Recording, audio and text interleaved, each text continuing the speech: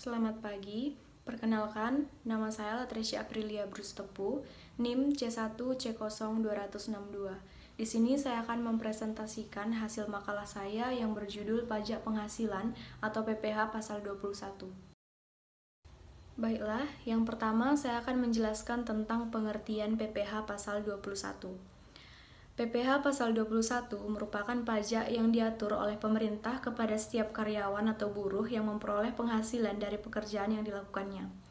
Pajak penghasilan ini diatur dalam pasal 21 tentang perpajakan penghasilan. Tidak hanya sebatas karyawan, seseorang yang mengikuti aktivitas kegiatan perlombaan, kepanitiaan, dan peserta rapat, serta mendapat honorarium atas kegiatannya tersebut turut serta dipotong pajak dengan PPh pasal 21. Wajib pajak yang dikategorikan ke dalamnya yaitu meliputi pegawai, penerima uang pesangon, pensiunan, JHT, dan ahli warisnya, serta profesi yang memberikan jasa seperti dokter, guru, pengacara, akuntan, notaris, konsultan, dan aktuaris. Baiklah, selanjutnya yaitu subjek pajak PPh pasal 21 atau wajib pajak PPh pasal 21.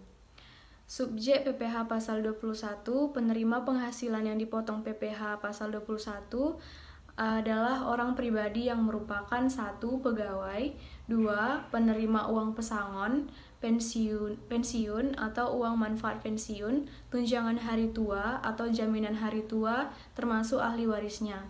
Yang ketiga, yaitu bukan pegawai yang menerima atau memperoleh penghasilan sehubungan dengan pemberian jasa.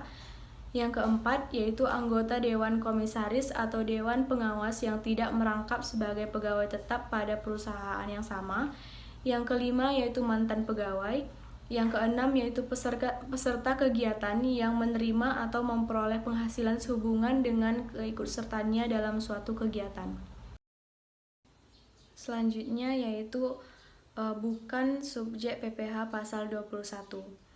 Yaitu tidak termasuk dalam pengertian penerima penghasilan yang dipotong PPh pasal 21 adalah yang pertama, pejabat perwakilan diplomatik atau konsultan atau pejabat lain dari negara asing dan orang-orang yang diperbantukan pada mereka yang bekerja dan bertempat tinggal bersama mereka, dengan syarat bukan warga negara Indonesia dan di Indonesia tidak menerima atau memperoleh penghasilan lain di luar jabatan atau pekerjaannya tersebut, serta negara yang bersangkutan memberikan perlakuan timbal balik. Yang kedua, yaitu pejabat perwakilan organisasi internasional yang telah ditetapkan oleh Menteri Keuangan dengan syarat bukan warga negara Indonesia dan tidak menjalankan usahanya atau kegiatan atau pekerjaan lain untuk memperoleh penghasilan dari Indonesia. Selanjutnya yaitu objek PPh pasal 21, penghasilan yang dipotong PPh pasal 21 adalah yang pertama, penghasilan yang diterima atau diperoleh pegawai tetap baik berupa penghasilan yang bersifat teratur maupun tidak teratur. Yang kedua, penghasilan yang diterima atau diperoleh penerima pensiun secara teratur berupa uang pensiun atau penghasilan sejenisnya. Yang ketiga, penghasilan berupa uang pesangon, uang manfaat pensiun, tunjangan hari tua atau jaminan hari tua yang dibayarkan sekaligus, yang pembayarannya melewati jangka waktu 2 tahun sejak pegawai berhenti bekerja. Yang keempat, penghasilan pegawai tidak tetap atau tenaga kerja lepas berupa upah harian, upah mingguan, upah satuan, upah borongan, atau upah yang dibayarkan secara bulanan. Yang kelima yaitu imbalan kepada bukan pegawai, antara lain berupa honorarium, komisi, fee, dan imbalan sejenisnya dengan nama dan dalam bentuk apapun sebagai imbalan sehubungan jasa yang dilakukan. Yang keenam yaitu imbalan kepada peserta kegiatan, antara lain berupa uang saku, uang representasi, uang rapat, honorarium, hadiah atau penghargaan dengan nama dan dalam bentuk apapun, dan imbalan sejenisnya dengan nama apapun. Yang ketujuh, penghasilan berupa honorarium atau imbalan yang bersifat tidak teratur yang diterima atau diperoleh anggota Dewan Komisaris atau Dewan Pengawas yang tidak merangkap sebagai pegawai tetap pada perusahaan yang sama. Dan yang terakhir yaitu penghasilan berupa jasa produksi, tantiem, gratifikasi, bonus atau imbalan lain yang bersifat tidak teratur yang diterima atau diperoleh mantan pegawai. Dan yang selanjutnya yaitu bukan objek PPh pasal 21, yaitu tidak termasuk dalam pengertian penghasilan yang dipotong PPh pasal 21. Yang pertama yaitu pembayaran manfaat atau santunan asuransi dari perusahaan asuransi sehubungan dengan asuransi kesehatan, asuransi kecelakaan, asuransi jiwa, asuransi dwiguna, dan asuransi beasiswa. Yang kedua yaitu penerimaan dalam bentuk natura atau kenikmatan dalam bentuk apapun yang diberikan oleh wajib pajak atau pemerintah. Yang ketiga yaitu iuran pensiun yang dibayarkan kepada dana pensiun yang pendiriannya telah disahkan oleh Menteri Pendidikan. Yang keempat yaitu zakat yang diterima oleh orang pribadi yang berhak dari badan atau lembaga amil zakat yang dibentuk atau disahkan oleh pemerintah. Dan yang terakhir yaitu beasiswa yang memenuhi persyaratan tertentu yang ketentuannya diatur lebih lanjut dengan atau berdasarkan peraturan Menteri Keuangan. Selanjutnya yaitu PTKP PPh pasal 21. Yang pertama yaitu 54 juta rupiah per tahun atau setara dengan 4.500.000 per bulan untuk wajib pajak orang pribadi. Yang kedua 4.500.000 per tahun atau setara dengan 375.000 per bulan tambahan untuk wajib pajak yang kawin atau tanpa tanggungan. Yang ketiga, 4.500.000 per tahun atau setara dengan Rp375 per bulan tambahan untuk setiap anggota keluarga sedarah dan keluarga semenda dalam garis keturunan lurus atau anak angkat yang menjadi tanggungan sepenuhnya paling banyak 3 atau setiap keluarga. Selanjutnya yaitu PTKP untuk pegawai perempuan. Yang pertama yaitu bagi pegawai perempuan yang sudah menikah hanya sebesar PTKP untuk diri sendiri. Yang kedua yaitu bagi pegawai perempuan yang belum menikah, jumlah PTKP diri sendiri dan PTKP orang yang ditanggung. Selanjutnya yaitu perhitungan PPh pasal 21 bagi pegawai tetap. Pegawai tetap adalah pegawai yang menerima atau memperoleh penghasilan dalam jumlah tertentu secara teratur. Penghitungan PPh pasal 21 untuk pegawai tetap dan penerima pensiun berkala dibedakan menjadi 2. Yang pertama yaitu penghitungan masa atau bulanan yang menjadi dasar pemotongan PPh pasal 21 yang terutang untuk setiap masa pajak yang dilaporkan dalam surat pemberitahuan atau SPT masa PPh pasal 21. Yang kedua yaitu penghitungan kembali sebagai dasar pengisian bukti potong 1721 AI atau 1721 A2 untuk PNS atau anggota TNI atau Polri. Selanjutnya yaitu penghasilan kena pajak atau PKP. PPh pasal 21 menurut peraturan Direktorat Jenderal Pajak adalah sebagai berikut. Yang pertama yaitu pegawai tetap, yang kedua penerima pensiun berkala, yang ketiga pegawai tidak tetap yang berpenghasilan dibayar setiap bulan atau jumlah kumulatif penghasilan dalam 1 bulan telah melebihi 4.500.000. Dan yang terakhir yaitu bukan pegawai yang penghasilannya bersifat berkesinambungan. Berkesinambungan adalah imbalannya dibayar atau terutang lebih dari 1 kali dalam 1 tahun kalender sehubungan dengan pekerjaan, jasa, atau kegiatan.